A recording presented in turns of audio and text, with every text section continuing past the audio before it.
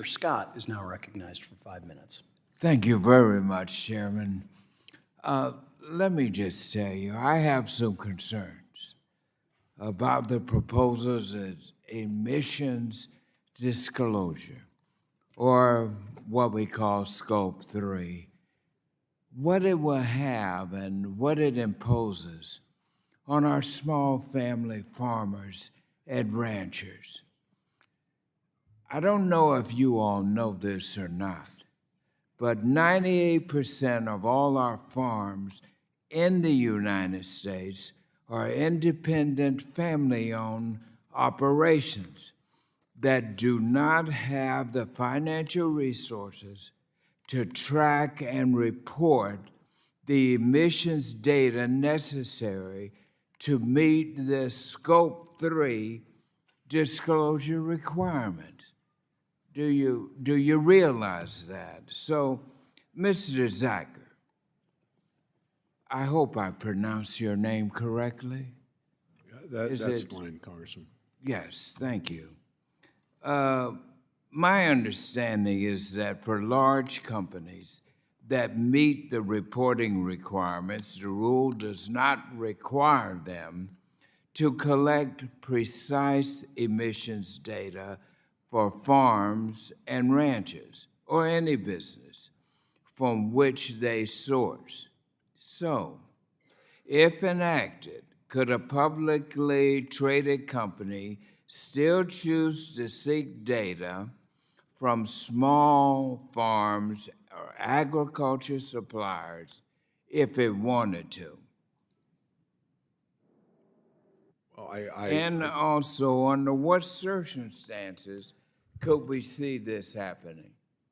Well, a firm can seek to acquire information from anyone it chooses. Whether the recipient of that request is legally required to provide it is a different question.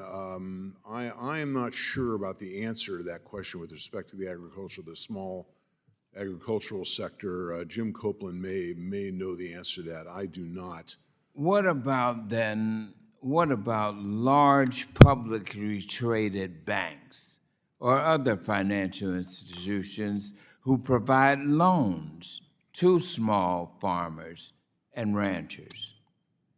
Yeah, Could Scope 3 requirements have an unintended consequence on the amount of loans or investment activity is made by banks? well, the Fed's draft principles, if I recall correctly, do not break out Scope 1, 2, and 3 emissions information gathering requirements. They require large financial institutions to estimate their climate risks, which are not very well defined.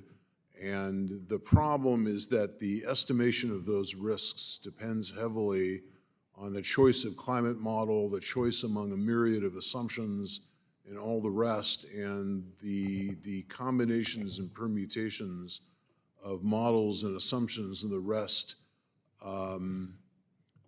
is very, very unlikely to provide useful information for financial regulators, but would be very expensive for the financial institutions themselves and would create new litigation risks that are not to be ignored. Well, let me just say that I hope that Mr. Gensler would not implement this Scope 3 situation. I think we need to carefully look at the impact it has in our agriculture community. A recent New York Times article did some research, and do you know, we're losing 1,700 small farmers and ranchers every year.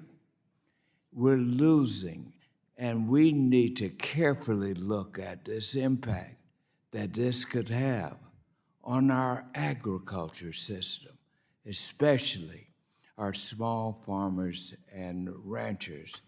And I trust that Chairman Gensler does not intend for the SEC to capture the emissions data of every farmer or rancher in the supply chain. So my hope is that he will continue to review feedback on the Scope 3 emissions and make the appropriate changes before any rule is finalized.